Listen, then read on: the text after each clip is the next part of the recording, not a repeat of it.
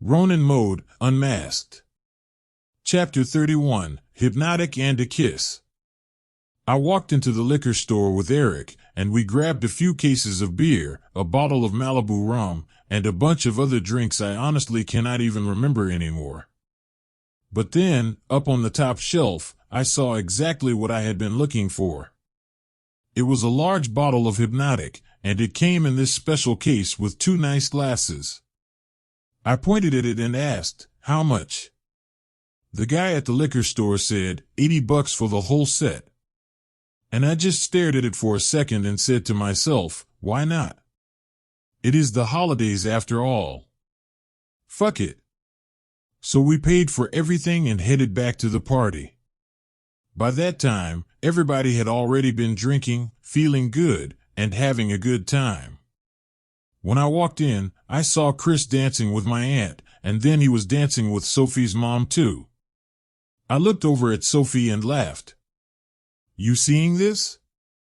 She smiled and said, "Hey, old people like to party too." Then I showed her what I had bought at the liquor store, and her eyes lit up. She looked surprised and said, "Wow, that is nice, Paul. Is that for me?"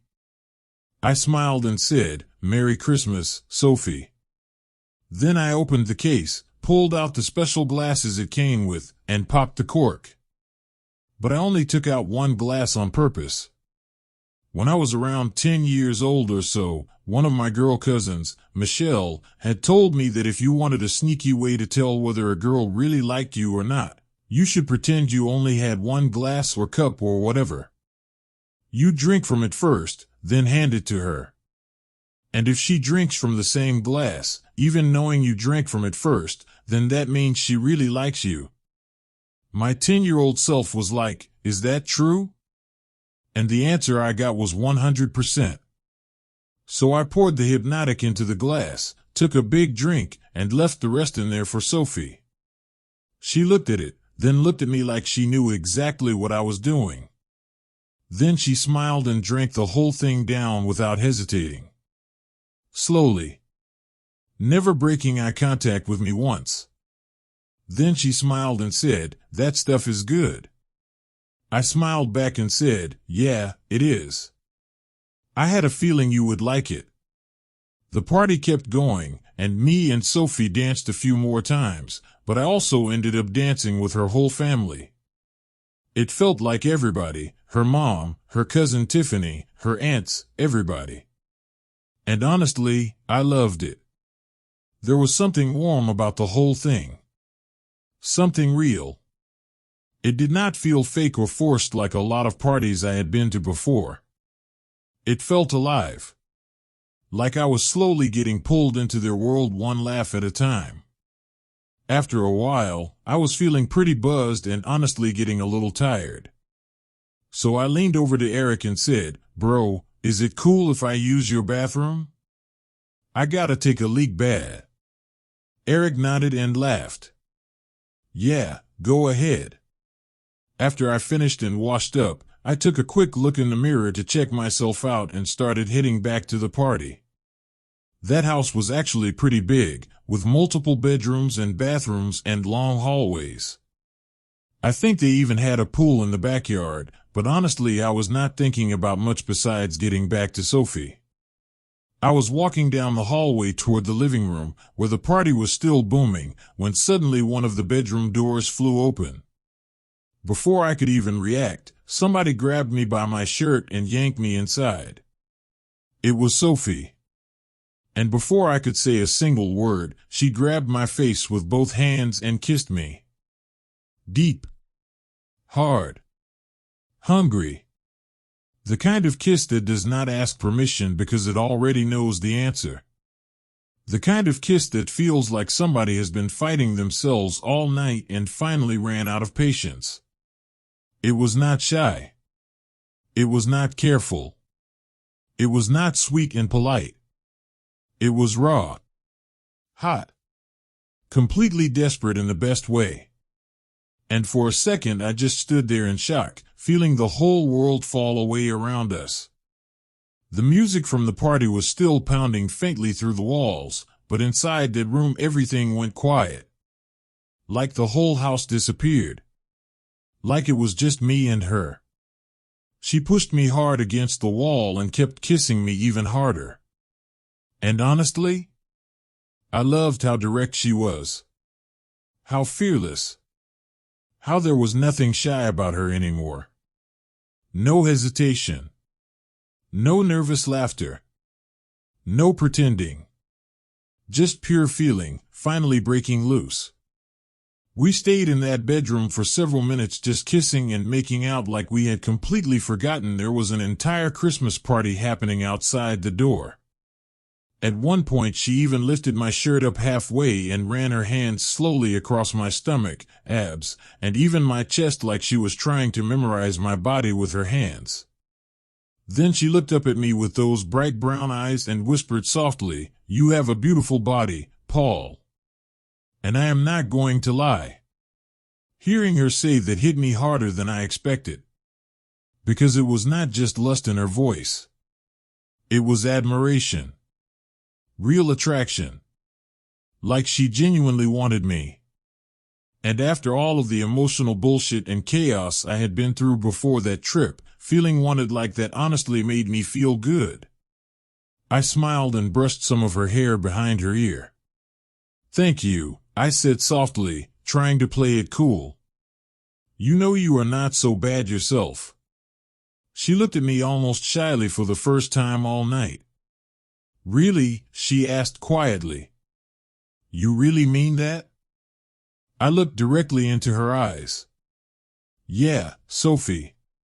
Honestly, I think you are beautiful." And I meant it. Not just physically either. There was something about her energy. Something soft underneath all the flirting and laughter. Something that made me feel calm when I was around her. She looked down for a second, then back up at me again. "Can I tell you the truth?" "Yeah," I said. "Of course." She took a breath. "All my girl cousins, Tiffany, and some of the other family members thought that you would not go for me." I frowned a little. "Really? Why not?" She shrugged lightly. "It does not matter right now, Paul." She laughed nervously and looked away for a second.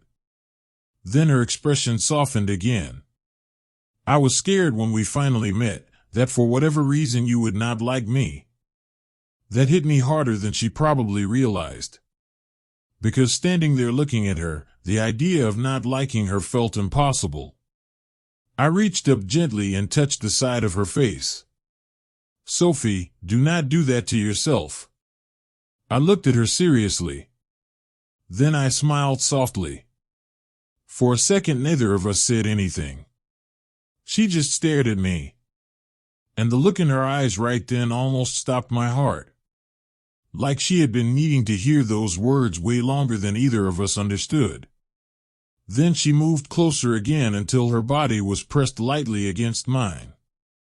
I could smell her perfume. Feel the warmth coming off her skin. Her fingers slid slowly into my hair while she looked up at me like I was something she had been searching for. And then she kissed me again. Slower this time. Deeper. Hotter. More emotional. Not just passion anymore. Something intimate. Something that felt dangerous because it was real. The kind of kiss that makes two people stop pretending they are just flirting. And in that moment, with her arms wrapped around me and her lips against mine, I remember thinking, this girl is really falling for me, and I am really feeling the same. And honestly, after all the heartbreak, confusion, games, and bullshit I had been dealing with from other women before that point in my life, it felt incredible. Because deep down, I believe that everybody wants to feel wanted. Everybody wants to feel chosen. Everybody wants to feel loved by somebody who looks at them like they actually matter. And right then, that was exactly how Sophie was looking at me. Then suddenly, knock, knock, knock. Both of us jumped a little. It was Tiffany's voice outside the door. Sophie, your mom is looking for you.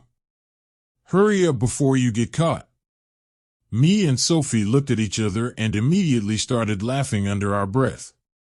I whispered, "Oh shit, you better go." Sophie was still smiling as she fixed her hair quickly. "Okay, let me go out first," she whispered. "Then wait a minute before you come out." I laughed softly. Got you. And honestly, standing there hiding in that bedroom while a Christmas party exploded outside the walls, we probably looked like a couple of 12-year-olds sneaking around behind their parents' backs. But I understood it.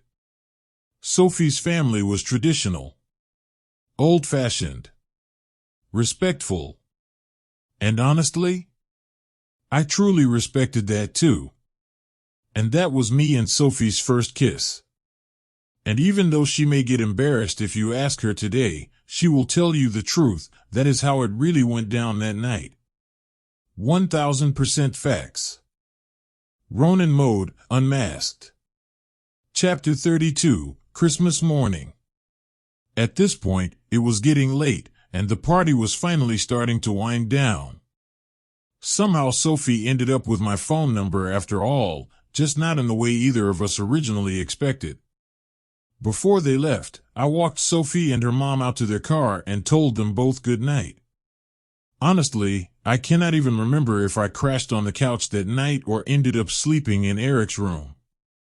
Everything from that point on was kind of a blur from the drinks, the excitement, and everything that had happened between me and Sophie. But I do remember waking up the next morning with a slight hangover. I wandered into the kitchen looking for coffee and found Chris, my aunt, Danny, and a few other people all sitting around the table, drinking coffee and talking quietly while the house slowly came back to life after the party. I poured myself a cup and joined them. Chris looked over at me and smirked. "So, Paul, how was your night?" I laughed a little and shrugged. "It was cool, Chris." "Thank you." Then my aunt smiled and asked, "So what did you think of Sophie?" I paused for a second before answering. Sophie is a wonderful girl, and honestly, everything you guys said about her ended up being true. Then I smirked a little. Well, everything except the shy part. Chris immediately started grinning like he knew exactly what I was hinting at. "Well, Paul," he laughed, "maybe Sophie really is a shy girl. Or maybe she just thinks there's something special about you, like you're a really awesome guy." We both laughed at that. The truth was, there definitely seemed to be something between me and Sophie already, and everybody around us could feel it. Now, being all the way out in Phoenix had completely thrown off my normal workout routine. Back home, I was extremely disciplined about that stuff. Normally I would wake up, grab some coffee or an energy drink, and get moving right away. My favorite back then was Sob No Fear, and the black can with the skull on it, before they stopped making it years later. Before Sophie got me into Red Bull, and even before that, me and German used to drink Monsters in the black and green cans before workouts all the time. Usually I would stretch for about 10 or 15 minutes first, then go out for a run. Most days I ran around 5 miles, and a good chunk of it was uphill.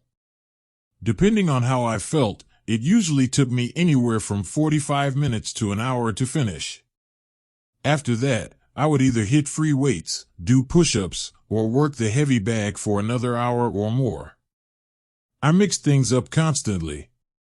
Some days were mostly cardio. Some days were strength training. Other days I would spend forever just drilling techniques over and over on the bag. I was doing that almost 5 or 6 days a week back then. My trainer, Anthony, an older old-school no-nonsense guy who was once an Army Delta Force soldier, did not really believe in overtraining. And yeah, looking back, maybe I should have taken more days off. But at the same time, I was in ridiculously good shape back then, and honestly, I didn't hear any complaints from any of the females in my life at the time. That morning, though, I still felt slightly hungover and did not feel like running at all. And since I had not brought any weights with me to Phoenix, that left me with one option: push-ups. A lot of them. Boxer push-ups. Shovel push-ups. Cross-armed. Alligator. Pretty much every variation I knew to keep my shoulders and chest cut up.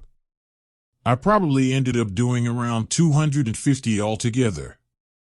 I never really counted perfectly. I just kept going until failure, waited a minute or two, and went at it all over again, exactly how my trainer had taught me. By then I was sweating pretty hard and figured I deserved a shower. At that point I was already comfortable enough around Chris's family that I stopped asking permission every time I needed to use the bathroom. I just grabbed my stuff, walked into Eric's bathroom, and hopped into a long hot shower. Honestly, it felt amazing. The hot water hitting my muscles after the workout and the hangover almost brought me back to life. I must have stood in there for at least 15 minutes, just letting the water run over me while I relaxed. Finally, once I felt clean again, I shut the water off, stepped out, and wrapped a towel around my waist. I was still completely soaked, standing there trying to dry off, when suddenly the bathroom door opened slowly. And Sophie just walked right in. Then, without saying a word, she was trying to be quiet about it, she locked the door behind her. I looked over at her and smiled. "Where did you come from?" But she did not answer. She just stood there staring at me. And the look in her eyes told me immediately that she had been thinking about me ever since the night before. At that point I was still dripping wet.